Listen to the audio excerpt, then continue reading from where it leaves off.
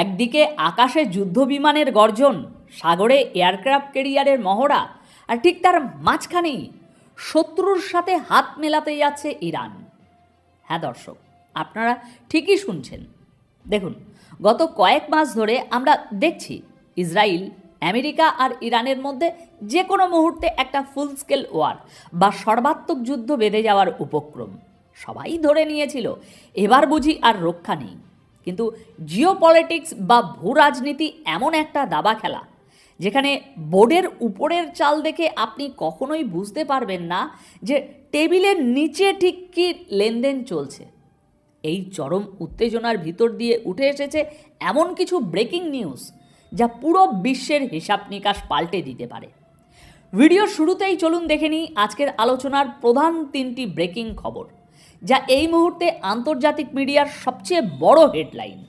আজকের প্রথম বড় ব্রেকিং, আমেরিকা এবং ইসরায়েলের সাথে চরম উত্তেজনার মাঝেই ইরান প্রথমবারের মতো তাদের ইউরেনিয়াম এনরিচমেন্ট বা পরমাণু কর্মসূচিতে ছাড় দিতে রাজি হয়েছে। শর্ত একটাই, তুলে নিতে হবে সমস্ত নিষেধাজ্ঞা।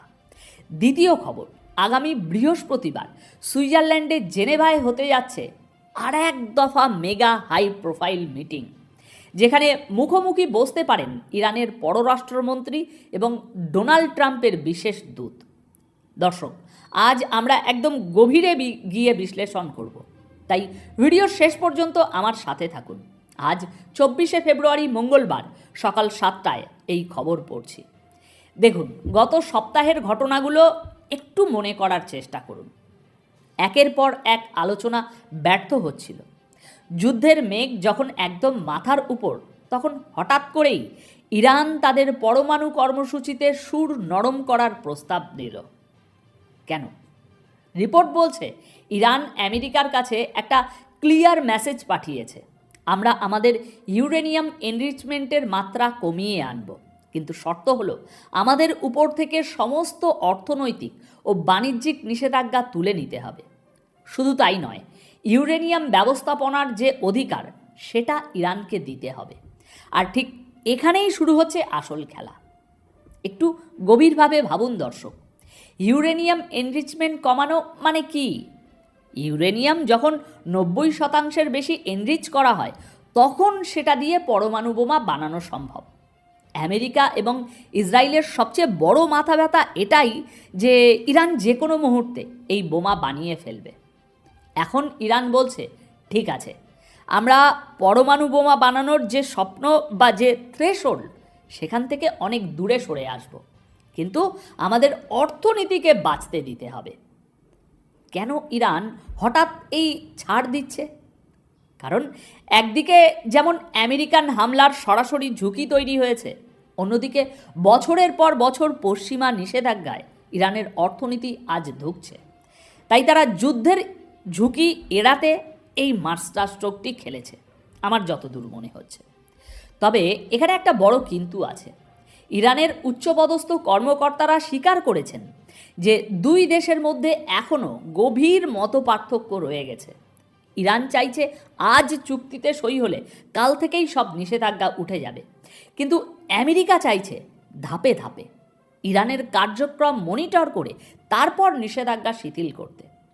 এখন এই কখন কতটুকু ছাড় দেওয়া হবে, এটাই সবচেয়ে বড় বিতর্কের জায়গা। এবার আসি আজকের সবচেয়ে বড় এবং সবচেয়ে চমকপ্রদ খবরে। এই খবরটি শুনলে আপনারা বুঝতে পারবেন বিশ্ব রাজনীতি কত দ্রুত রং বদলায়। খবর হচ্ছে, পরমাণু চুক্তির জন্য একটি সম্পূর্ণ নতুন ড্রাফট বা খসড়া প্রস্তুত করা হয়েছে। আর এই খসড়া নিয়ে আলোচনা করার জন্য আগামী বৃহস্পতিবার সুইজারল্যান্ডের জেনেভায় এক টেবিলে বসতে যাচ্ছেন ইরানের পররাষ্ট্রমন্ত্রী আব্বাস আরাগাচি এবং ডোনাল্ড ট্রাম্পের বিশেষ দূত স্টিভ উইটকফ। দর্শক, আপনারা নিশ্চয়ই জানেন ডোনাল্ড ট্রাম্পই 2018 সালে আমেরিকার প্রেসিডেন্ট থাকা অবস্থায় ইরানের সাথে করা ঐতিহাসিক পরমাণু চুক্তি জেসিপিও থেকে আমেরিকাকে বের করে নিয়ে এসেছিলেন। আর আজ সেই ট্রাম্পের দূতের সাথেই চুক্তির জন্য নতুন ড্রাফট নিয়ে বসতে যাচ্ছে ইরান। ইরানের পররাষ্ট্রমন্ত্রী আব্বাস আরাগাচি অত্যন্ত পরিষ্কার ভাষায় বলেছেন, ইরানের পরমাণু কর্মসূচি নিয়ে এই মুহূর্তে যে চরম উত্তেজনা চলছে তার সমাধানের একমাত্র এবং অদ্বিতীয় পথ হচ্ছে ডিপ্লোম্যাসি বা কূটনীতি। গতকাল সোমবার তিনি একটি বিস্ফোরক তথ্য দিয়েছেন। তিনি বলেছেন, তাদের টিম এমন একটি চুক্তির খসড়া তৈরি করতে দিনরাত এখন কাজ করছে যেখানে আমেরিকা এবং ইরান উভয় দেশের উদ্বেগের জায়গাগুলোতেই সম্মান দেখানো হয়েছে। আরাগাজির বিশ্বাস, আমেরিকা এবং ইরানের মধ্যে একটি উইন উইন ডিল বা উভয় পক্ষের জন্য লাভজনক এমন একটি চুক্তি হওয়া শতভাগ সম্ভব। দেখুন ইরান এখানে কতটা পজিটিভ কথা বলছে। তারা বলছে, সীমান্তে সৈন্য জড়ো করে বা একটা যুদ্ধের আবহ তৈরি করে কোনো দিন কোনো স্থায়ী সমাধান আসতে পারে না। ইরানের পররাষ্ট্রমন্ত্রীর সোজা কথা, আমেরিকা যদি সত্যি সিরিয়াস হয় তবে এই সপ্তাহের মিটিংয়েই একটা শক্তিশালী খসড়া তৈরি করে খুব দ্রুত আমরা একটা চুক্তির সিদ্ধান্তে পৌঁছাতে পারি। এখন আপনাদের মনে একটা প্রশ্ন আসতে পারে, আমেরিকা আর ইরান তো সরাসরি একে অপরের সাথে কথাই বলে না, তাহলে এই দুই সাপে নেউলে সম্পর্ককে এক টেবিলে আনছে কে? উত্তর হচ্ছে ওমান। মধ্যপ্রাচ্যের রাজনীতিতে ওমানকে বলা হয় Switzerland of the middle east. তারা সবসময় একটা সাইলেন্ট মিডিয়েটরের ভূমিকা পালন করে। আর এই আমেরিকা ইরানের মিটিংয়ের খবরটি কিন্তু শুধু হাওয়ায় ভাসা কোনো গুজব বা খবর নয়। স্বয়ং ওমানের পররাষ্ট্রমন্ত্রী বাদার আল বুসাইদি এই খবরের সত্যতা নিশ্চিত করেছেন। বুসাইদি সোশ্যাল মিডিয়ায় একটি পোস্ট করে স্পষ্টভাবে বলেছেন, আগামী বৃহস্পতিবার জেনেভায় ইরান এবং আমেরিকার প্রতিনিধিরা পুনরায় বৈঠকে বসবেন। শুধু তাই নয়, তিনি আগাম ভবিষ্যৎবাণী করে বলেছেন, এই আলোচনা অত্যন্ত ইতিবাচক এবং চমৎকার একটি আবহে শুরু হতে যাচ্ছে। দর্শক, একটু লজিক্যালি ভাবুন, মিটিং শুরু হওয়ার আগেই একজন মধ্যস্থতাকারী রাষ্ট্রপ্রধান বলছেন মিটিং পজিটিভ হবে। তার মানে কি? তার মানে হলো পর্দার আড়ালে বা ব্যাক চ্যানেল ডিপ্লোম্যাসিতে ইতিমধ্যে অনেক কিছু ফাইনাল হয়ে গেছে। দুই তরফ থেকেই এই ডিলকে একটি চূড়ান্ত রূপ দেওয়ার জন্য মরিয়া চেষ্টা চালানো হচ্ছে। ওমানের লক্ষ্য হলো আটকে থাকা পুরনো ইস্যুগুলো সমাধান করে এইবার অন্তত এমন একটা কংক্রিট চুক্তিতে পৌঁছানো যা মাঝপথে ভেঙে যাবে না। আচ্ছা, এতক্ষণ তো আমরা অনেক পজিটিভ কথা শুনলাম। চুক্তি হচ্ছে, শান্তি আসছে, ইরান ইউরেনিয়াম কমাচ্ছে, আমেরিকা নিষেধাজ্ঞা তুলছে, সব তো একদম পারফেক্ট, তাই না? কিন্তু একটু চোখ কানটা খোলা রাখুন দর্শক। যদি সত্যি ওমান যা বলছে তা সত্য হয়, ইরান যা বলছে তা সত্য হয়, আর আমেরিকাও যদি চুক্তিতে রাজি থাকে, তাহলে মধ্যপ্রাচ্যে এত সৈন্য সমাবেশ কেন হচ্ছে? মধ্যপ্রাচ্যের আনাচে কানাচে আমেরিকার এত এয়ারক্রাফট ক্যারিয়ার কেন গুড়গুড় গুড়গুড় গুড়গুড় করছে চারিদিকে? ইসরায়েল কেন তাদের ডিফেন্স সিস্টেমকে হাই অ্যালার্টে রেখেছে? একদিকে টেবিলের উপর শান্তির পায়রা ওড়ানো হচ্ছে, আর অন্যদিকে টেবিলের নিচে অস্ত্রের মজুদ বাড়ানো হচ্ছে। জিওপলিটিক্সের ইতিহাসে এটা নতুন কিছু নয়, একেই বলা হয় ধোঁকা বা ক্লাসিক ডিসেপশন। সব কিছু যদি এতই পজিটিভ হয়, তবে এই মুহূর্তে মধ্যপ্রাচ্যে যুদ্ধ লাগার কেবল একটাই কারণ থাকতে পারে, আর সেই কারণটার নাম হলো বিশ্বাসঘাতকতা। হতে পারে আমেরিকা এই আলোচনার টোপ দিয়ে ইরানকে শান্ত রাখছে, যাতে ইসরায়েল প্রস্তুতি নেওয়ার জন্য আরও কিছুটা সময় পায়।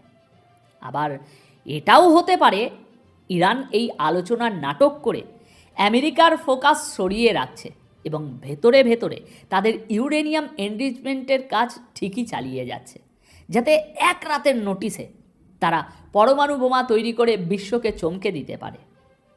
দেখুন, ইতিহাস সাক্ষী, যখনই দুই চিরশত্রু হঠাৎ করে খুব বেশি শান্তির কথা বলতে শুরু করে না, তখনই বুঝতে হবে পর্দার আড়ালে ভয়ঙ্কর কোনো ঝড়ের প্রস্তুতি চলছে। দর্শক, জেনেভায় আগামী বৃহস্পতিবারের এই বৈঠক সাধারণ কোনো বৈঠক নয়, এটা হতে যাচ্ছে একবিংশ শতাব্দীর অন্যতম গুরুত্বপূর্ণ একটা টার্নিং পয়েন্ট। যদি এই চুক্তি সফল হয় তবে মধ্যপ্রাচ্যে এক নূতন অর্থনৈতিক যুগ শুরু হবে। আর যদি এই চুক্তি ব্যর্থ হয় কিংবা কেউ কাউকে ধোঁকা দেয়, তবে যে আগুন জ্বলবে এবার, তার আঁচ থেকে এই পুরো বিশ্ব রক্ষা পাবে না। এখন ইরান কি সত্যি তাদের পরমাণু বোমার স্বপ্ন চিরতরে বিসর্জন দেবে, নাকি ট্রাম্পের আমেরিকা আগের মতোই মাঝপথে চুক্তি থেকে বেরিয়ে গিয়ে ইরানকে চরম ধোঁকা দেবে? আপনাদের কি মনে হয়? এই যে হঠাৎ করে ইরান আর আমেরিকার মধ্যে বন্ধুত্বের বাঁশি বাজানো হচ্ছে, এটা কি সত্যি শান্তির জন্য, নাকি কোনো বড় যুদ্ধের আগে একে অপরকে বোকা বানানোর একটা মাস্টার প্ল্যান? আপনাদের মূল্যবান মতামত আমাকে অবশ্যই কমেন্ট বক্সে লিখে জানাবেন। আপাতত তাহলে এই পর্যন্তই। খুব শীঘ্রই দেখা হবে নতুন কোনো বিশ্লেষণ নিয়ে। ভালো থাকবেন, সতর্ক থাকবেন। ধন্যবাদ আপনাদের সকলকে।